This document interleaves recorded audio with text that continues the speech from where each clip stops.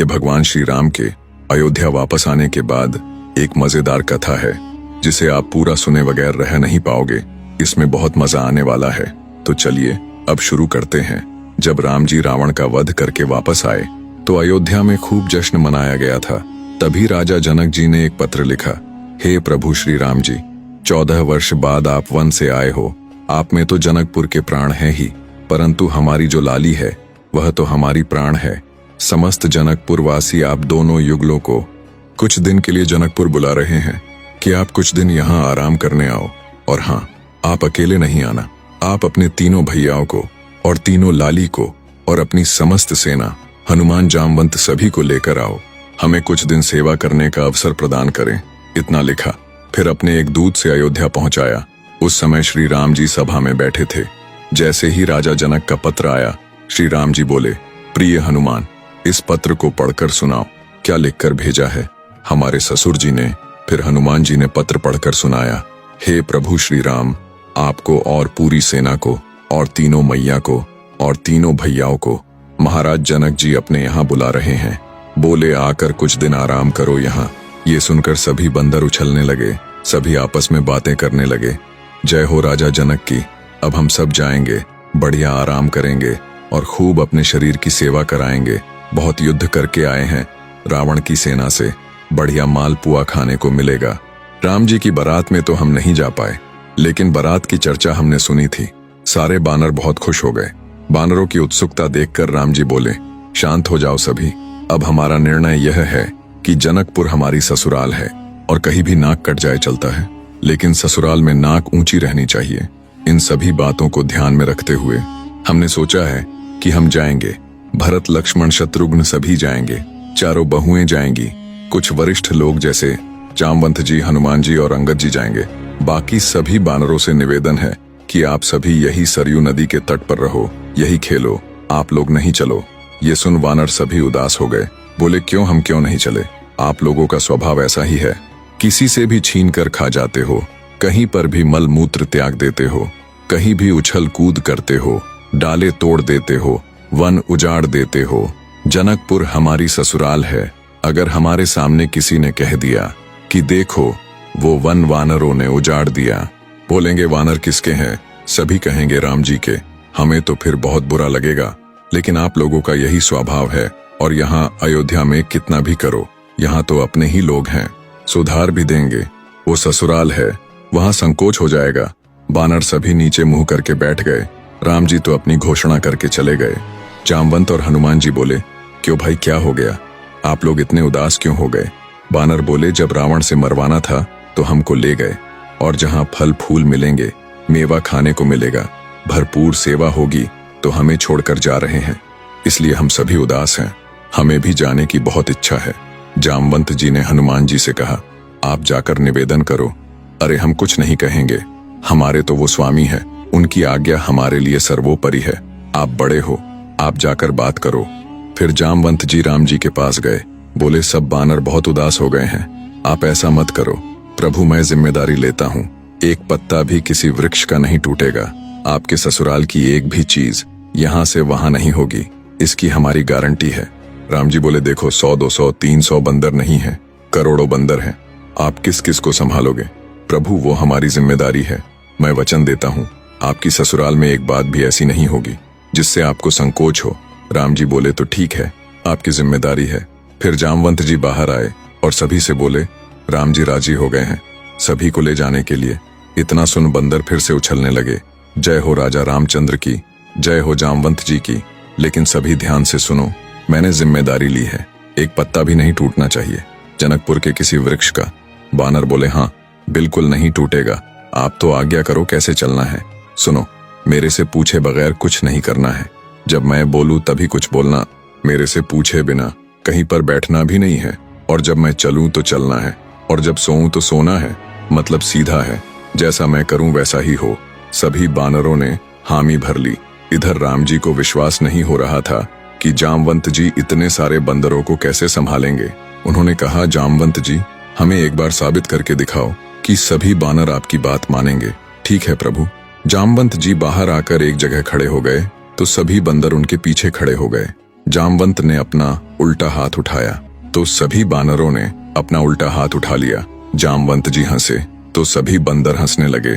जामवंत जी खांसे तो जिन बंदरों को खांसी भी नहीं आ रही है तो जबरदस्ती खांस रहे हैं। राम जी ने देखा तो खुश हो गए, बोले ठीक है, अब चलते हैं जनकपुर। तुरंत पूरे अयोध्या में तैयारी हुई। सभी बानरों के लिए जामवंत जी ने वस्त्र सिलाए, सभी को एक जैसे वस्त्र बनवाया। जैसे ही उन्हें लाकर दिया, सभी बड़े प्रसन्न। सभी ने नकल कर झट से कपड़े पहन लिया और अगले दिन सभी चल पड़े जनकपुर की ओर। जिस भी नगर गांव से निकलते सभी पुष्प वर्षा कर रहे हैं। विशाल सेना राम जी की चल रही है। सबसे मजे की बात तो ये थी कि इस पूरी सेना का सबसे केंद्र बिंदु था वानरों की परेड। सभी के मुखिया थे जामवंत। बिल्कुल जामवंत को देखकर चलते। अगर जामवंत जी इधर देखे तो सभी बानर इधर देखने लगते। जैसे ही जनकपुर की धरा में प्रवेश किया, दूर से ही समझ आने लगा कि प्रभु श्री राम आ रहे हैं। सारी तैयारियां तो पहले से ही थीं। आते ही बालकनी में खड़ी सभी मैयाएं राम जी की बलैयां लेने लगीं। हमारे दामाद जी आए हैं। जैसे ही पूरे जनकपुर में वानरों ने प्रवेश किया, वानरों को देख उनकी ऐसी प्रशंसा, सभी बानर एक जैसे दिखे। जनकपुर की नारियां आरती की थाल लेकर सभी की आरती कर रही है, लेकिन बानर एक बार भी उनकी तरफ नहीं देखे। सभी जानते थे जामवंत जी सीधे जा रहे हैं, हमें भी सीधे चलना है। श्री राम जानकी सहित सभी का स्वागत हुआ। सभी को बैठाया गया। जनक जी सभी को देख आनंदित हो गए। बोले प्रभु, पूरे जनकपुर में चर्चा है, आपके वानरों की ऐसी सेना है, यही वानर ही है जो रावण की सेना को मार सकते हैं। इतने शिष्टाचार, इतने गंभीर।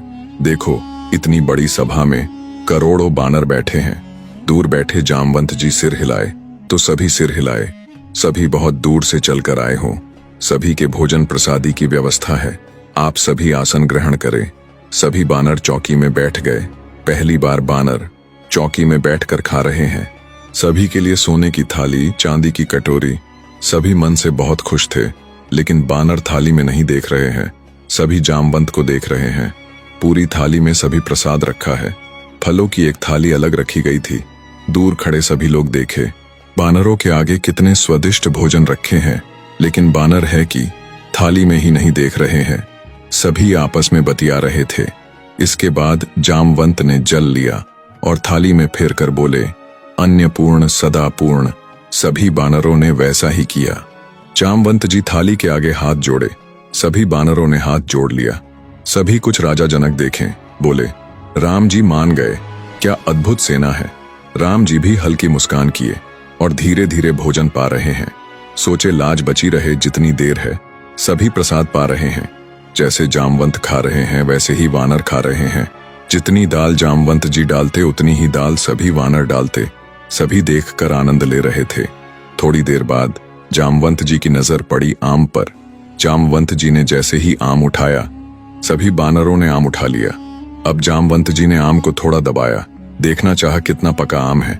उनके जोर लगाते ही आम की गुठली निकलकर उछल गई। अब सभी बंदर आम दबाए पड़े हैं, पूरी जोर लगाकर दबा रहे हैं। आम की गुठली उछलनी चाहिए, क्योंकि जामवंत जी की गुठली उछली है। जब सभी ने अपना अपना जोर लगाया तो सभी की गुठली उछली। इधर जामवंत जी सोचे, इन हाथों से मेघनाथ नहीं निकल पाया, इन हाथों से रावण नहीं निकल पाया। एक छोटी सी गुठली निकलकर भाग गई। अब जामवंत जैसे ही उठे गुठली उठाने को, बानरों ने सोचा हमें भी ऐसे ही उठानी है। सभी एक दूसरे को झपट्टा मारे, कहीं कड़ी उछाल रहे हैं, कहीं टेबल के नीचे से गुठली ढूंढ रहे हैं, ब्रेंच इधर उधर कर रहे हैं। जनकपुर की जो सभा स्वर्ण मंडित थी, चांदी से मंडित थी, आज इन बानरों के कारण खीर सब्जी पूड़ी से मंडित हो गई। कड़ी सब्जी उझाल उझाल कर पूरी सभा का लेपन कर दिया। ये सब देख राम जी नीचे मुंह किए बैठ गए। सभी बानरों को खुली छूट मिल गई। एक दूसरे की थाली से ले लेकर भागे। 2-4 बानर तो जनक जी की थाली से लेकर भाग गए। जनक जी ये सब देखते ही रह गए। फिर जनक जी ने राम जी की ओर देखा। जनक जी समझ गए कि ये पूरी तैयारी थी, सीधे सीधे चलना है, सीधे सीधे खाना है, नहीं बानर अपना स्वभाव कैसे छोड़े। जनक जी ने राम जी को देखा और जाकर उन्हें गले लगाया। बोले, हम बिल्कुल अप्रसन्न नहीं हैं। हमें बहुत अच्छा लगा कि आज जनकपुर में इतने दिनों बाद ऐसा आनंद हुआ है। इतना सुन राम जी को भी थोड़ी शांति मिली। उन्होंने तिरछी नजर से जामवंत जी को देखा, जो अभी भी हाथ में आम की गुठली लिए खड़े थे। गुठली फेंक कर हाथ जोड़ लिया। राम जी ने हल्की स्माइल की तो जामवंत जी समझ गए कि आज बच गए, और विचार किया, अब आगे ऐसा कभी नहीं करूंगा। जिसकी सेना वही संभाले। इतनी विशाल सेना को उनके अलावा और कोई नहीं संभाल सकता।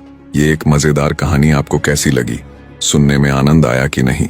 अगर कहानी अच्छी लगी हो तो प्रेम से प्रभु श्री राम की जय जरूर लिखते जाना, और आप अपना तर्क भी कमेंट में साझा कर सकते हो। मुझे पढ़कर बहुत खुशी होगी। और आगे किसकी कहानी सुनोगे उसे भी बताते जाना। वीडियो देखने के लिए आप सभी का धन्यवाद।